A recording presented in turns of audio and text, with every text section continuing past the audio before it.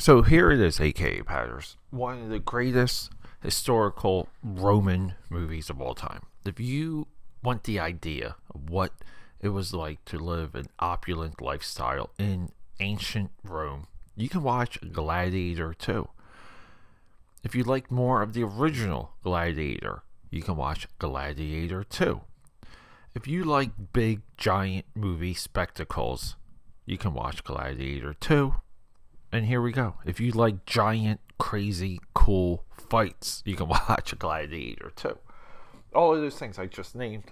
No one mentioned those when they discussed this movie, and the reason is this movie got labeled as a quote-unquote "why does it exist" sequel. And everyone across the board, even people in my personal life, took this idea and ran with it. I've had it repeated against me a lot. Well, here we go. I saw the movie because thank you, Amazon Prime. It's available on Prime. I bought it right away. I've seen the movie 3 times now. So let's talk. Quiet on the set. Camera speed. Sound production. Take 1. Action! I got some coffee, aka Patters. Ran out of coffee creamer the other day. So one of the things I do with my first cup of morning coffees is actually iced coffee. Every day, make a pot. Even if I make a coffee drip or a French press, there's always leftover coffee. So I always pour all the extra coffees in the pitcher, and I keep that pitcher ice cold in my fridge. Every morning I wake up, throw in a couple giant square, like they're almost just like cute, like they're cubes, but they're not ice cubes.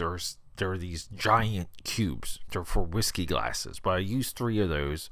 I have a nice tall glass. I throw those in there.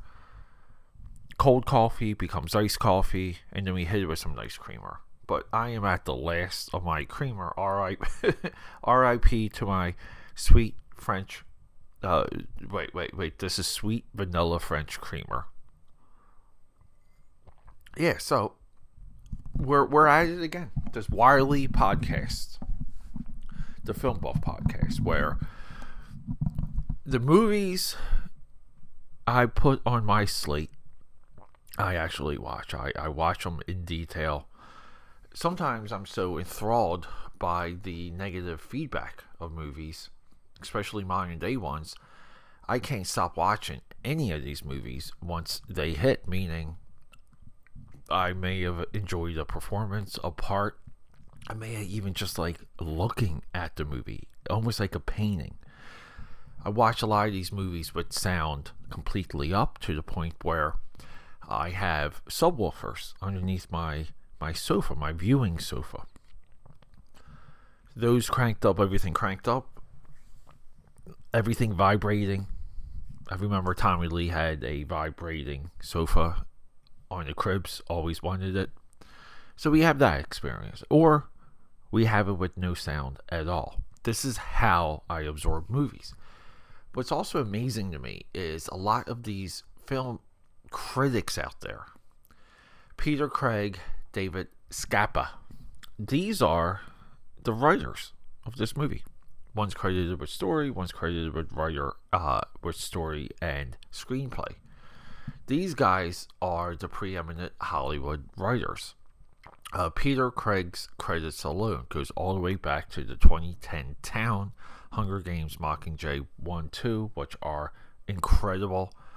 Bloodfather, 12 Strong, Bad Boys for Life, The Unforgivable, The Batman, Top Gun Maverick, The Mother, Gladiator II. It makes you question, what are we doing? Because I thought this movie was incredible. I thought this movie was fantastic. Now, this is the second Ridley Scott movie in a row that I've told you, my AKA film buffers, that they were wrong. And you have to pay attention to it. Paul Mescal, he's Lucius. He's the kid from the first movie that happens off screen. He gets sent away. And he finds his back to the gladiatorial arena. Call it fate. His mother Lucia, she's from the first movie, Joaquin Phoenix's sister. She's still in the mix. She recognizes mannerisms. Look, he plays with dirt. Russell Crowe in the first one, Maximus, plays with dirt. I get it. It's there, though. She recognizes who this guy is as soon as he hits the arena. But then the real character, and why is this not discussed? Denzel Washington in this freaking movie is the most evil of evil people. He is trying to seize power of Rome. We have two Roman, either like they're brothers or twins, emperors, dual emperors. And he gets one to kill the other. And then he tries to take over. The thorn in his side, or the curb that he's going to trip over, is going to be, you guessed it, the guy on the movie poster. The Gladiator. So we get this great fight at the end where Denzel gets his hand chopped off, and the blood and the gore effects in this movie are incredible. There's so many of these like over the top helicopter shots where you see just blood splattered in the arena. At the end of the movie, when we have our like existential dream sequence, when the battle's over, Lucius goes to the arena, and it's at night, and even at night we can see all the blood all over the ground. It's so eerie. This movie has all the fun stuff. We finally get to see a naval battle at the arena. The naval battle has sharks. It seems like everyone on the internet became an expert on if Rome had sharks. The sharks are there for the same reason.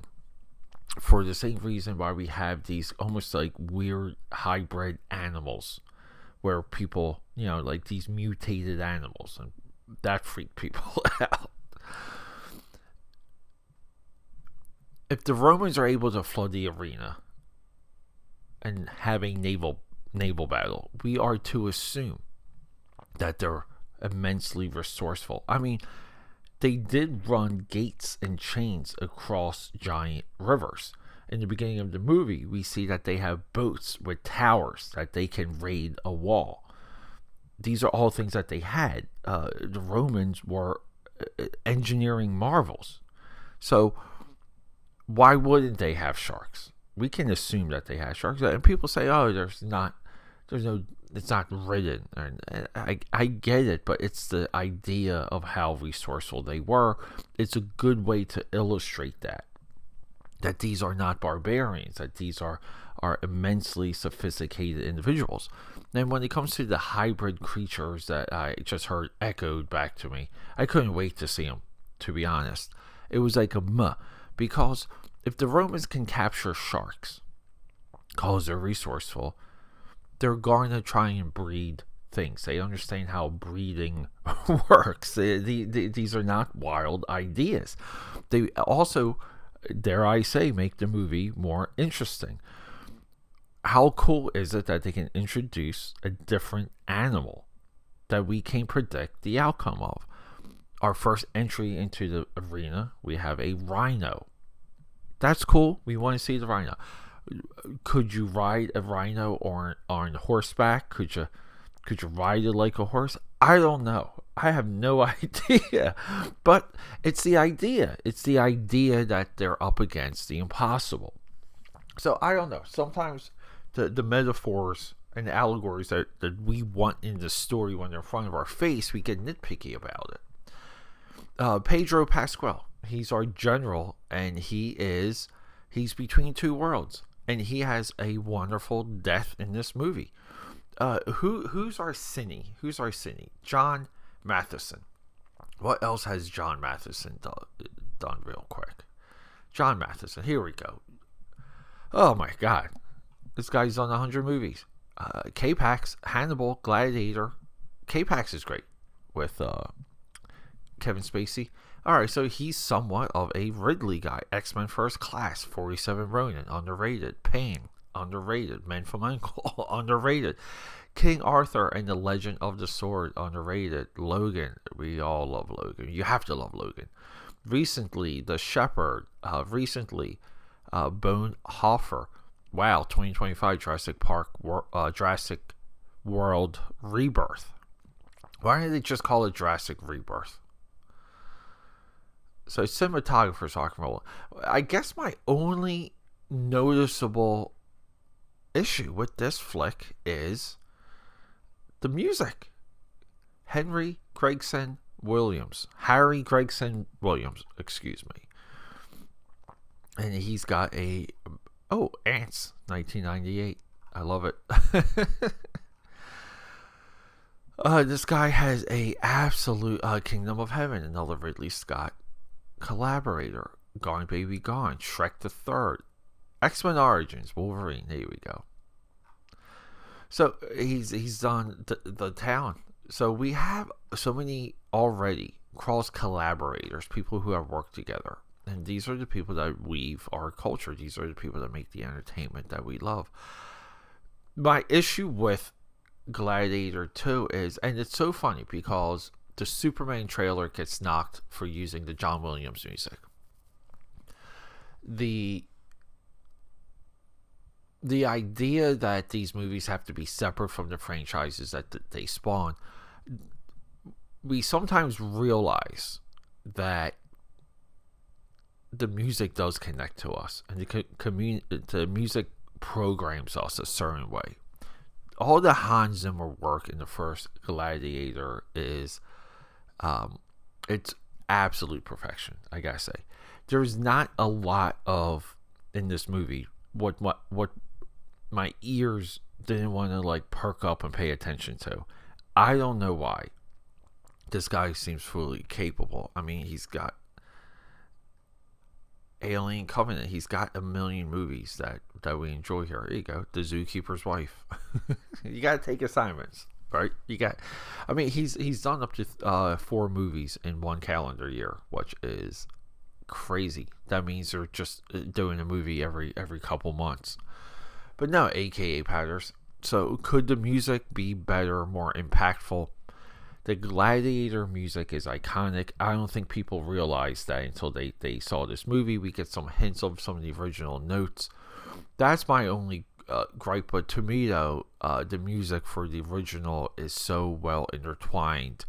And, it puts us on a weird battleground, pun intended, because do you drive your movie with being solely separate, or do we give nods to the original even when it comes to the music? Because the nods to the original that this movie has, everyone rejected, but it was also very similar to what happened with Alien Romulus, where kind of like some of these nods, and they call them member berries, those were bad for Alien Romulus, and I thought that they were all perfectly well thought out and played out for Romulus. Looks like I don't know looks like I don't know anything, right? Because again, I went to bat for Romulus. Now, this movie is, if you like it's, I just like the intent of this movie. If you like the first one, here's more of it. Here's more of that first movie, and guess what? We have a nice connective story. We have a story that constantly references the first one. And isn't that amazing? You can watch like 2 movies 30 years apart, made by the same guy. This is a better sequel than what we got with Star Wars Episode 1. For whatever reason, no one made that connection. So for a lot of these sequels that took a while to come out of the gate, if you like that first one, you can watch this one. Watch the extended original, and you can just sit down and for almost 6 hours have yourself a Roman epic. This is a time of the world that we never have left. We cannot leave the time of Rome. And there's a reason for it, because they were marvels. Rome was incredible. Rome is still there right now, where these people are supposed to be in this movie. A lot of those locations, a lot of those monuments are there right now. I don't know, AKA Patters. Here we go. Look, here, Forbes. What's this? This is just what populated in my search. Gladiator II review: a dreadful, pointless sequel that never should have seen the light of day. I mean, oh my god, that is hilarious. Why even write the article if that's going to be your position? All right, AKA Patters, I gotta recommend this movie from the greatest filmmaker of all time, Ridley Scott. Let's go. Okay, that's a wrap.